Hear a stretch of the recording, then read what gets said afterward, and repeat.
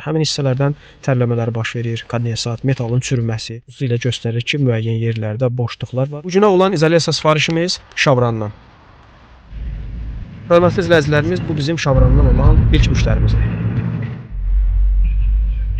Gəlib çatdıq mənzil başına, xeyirli olsun sahibinə, keçək içəri. Gördüyünüz kimi konstruksiya ilə yığılandı, üzərinə rekalar vurulub və üzərindən də profnastil vurulub.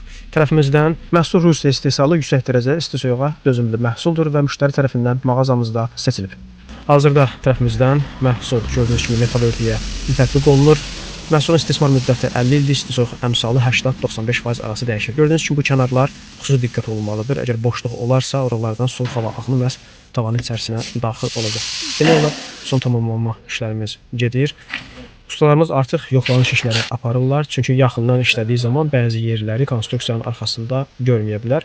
Teymur ustamız xüsusilə göstərir ki, müəyyən yerlərdə boşluqlar var. O hissələr tamamilə dolmalıdır. Nəzərə alsaq ki, izolyasiyada xırda boşluqlar qalarsa, gələcəkdə əlbəttə ki, böyük problemlər yarada bilir. Həmin hissələrdən tərləmələr baş verir, kondensat, metalın çürüməsi və s. problemlər baş verə bilir. Bunun üçün də izolyasiya prosedurunda xüsusi diqqət etmək lazımdır. Son olaraq çöldən içəri keçirik və sizə içərini tamamilə göstəririk.